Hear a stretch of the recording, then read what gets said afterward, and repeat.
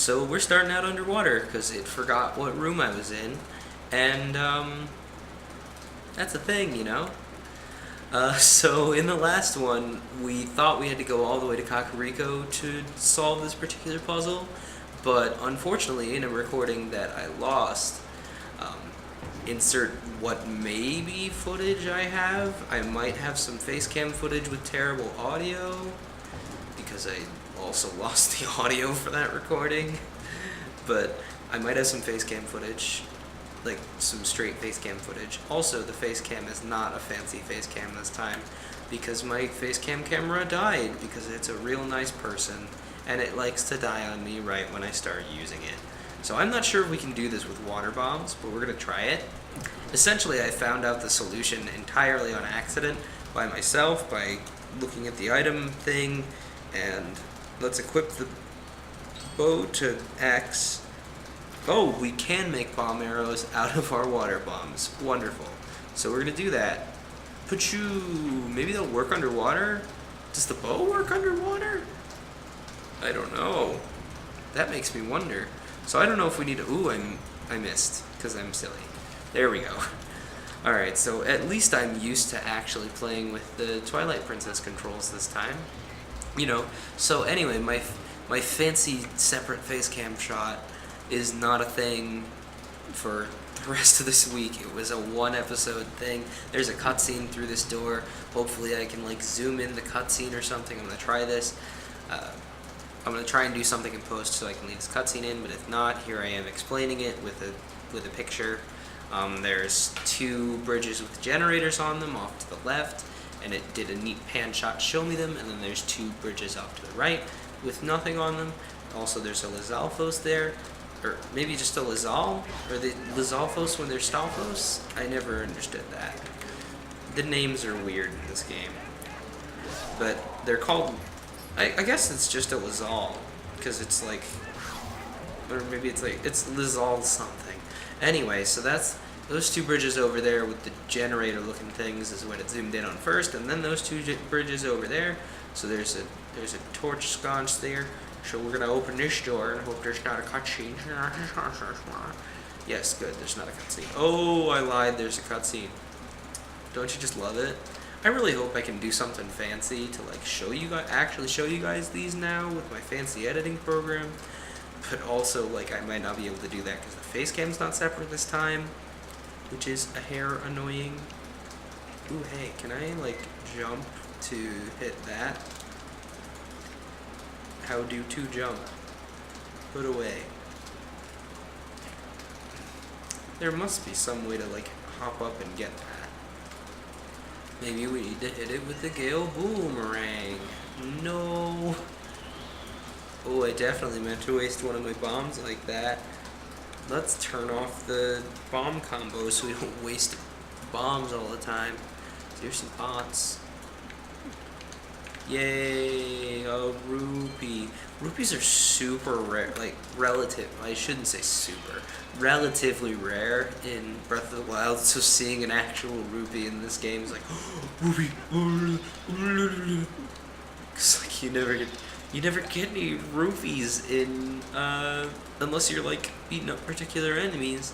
You don't ever get any rupees in Breath of the Wild, and it's really, really weird. Just to not, it's weird to have not have that focus on get as many rupees as you can, which is extra weird because I've heard this game's actually really focused on rupees for some reason. Like, I know the magic armor in this game requires that you have rupees for it to work instead of there being a magic meter, which I guess that makes sense because there's no magic meter in this game for anything else, so why would the magic armor have a magic meter? But also, oh hey, 20 arrows. That'll be handy. So if we pull on this lever, what happens? The thing does a spin. That's cool. Hopefully that's not a copyrighted cutscene. Everybody cross your fingers and hope that that is not a copyrighted cutscene for me. Ready, go. Cross your fingers. Are you crossing them? Are you sure you're crossing your fingers? Because I kind of need you to cross your fingers on that.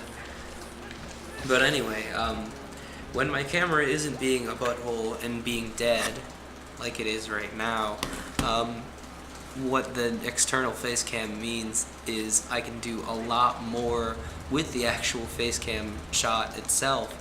I can have it move around if there's something in the way. Like, for example, if I started off in the bottom left like I normally do, and then I realize there's something in the way, I can be like, hey, move, and then it'll move. I can keyframe it up there. Okay, so that's what these, okay, so these levers clearly turn this, so that's useful, I guess. Ooh. But anyway, like, and that's not limited to the, oh hey, here's one of the generators that I was on about, I think. There's a heart that I probably shouldn't have broken that pot for. There's a rupee. So we need to move this somehow. Can we use the Gale Boomerang since it's wind-based? No, is this the Bomb Arrows dungeon? This is the Bomb Arrows dungeon. Let's try Bomb Arrows. Bomb Arrows. Ding. That didn't work either. Try one more. Oop. Guess not. So we can't turn it with our body. Can we turn it with our minds? No, not the sword either. Okay, well, that thing exists. Maybe it turns when this turns? We'll find out. You will find out. Let's go find out if that turned this out here. It is right out. It does not turn. Okay, well, that's probably like one of the core puzzles is being able to get... Maybe they only turn one way, so you need to be able to turn them... You need to get in from the other side so it turns there. Maybe... Also... Was this the door we entered in from, or was it the other one? Oh, that has a key on it, so... we want to keep that in mind. Oh, hey, here's, Uku, the creepy bird thing that probably has a copyrighted cutscene. Gracious, you were the nice fellow that helped me out the other day. How nice to see you again. Well, now that we've found each other again, let's stick together for a bit, shall we? I'll be right with you, so if you want to warp out, just let me know. Okay. Reunited with Uku. Ow, could you not? Mr. Water Strider thing that's probably going to be a huge pain when this area fills with water because it's the Zora dungeon.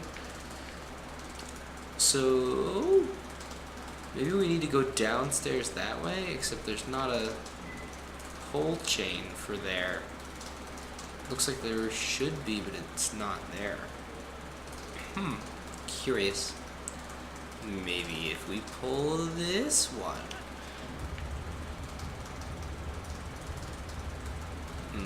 Okay, that's what that does. Oh, there's a pull chain down there, so then it... but we need it on the other side. No, it's not there. But there is a pull chain over there. So let's see if we can get over there to do said pull chain. Because there's not a pull chain here. Clearly this dungeon obviously probably revolves around, well, this revolving staircase. Oh hey, there's a chest down there. We'll have to keep that in mind. So we need to have it turn there. Where do we pull to do that?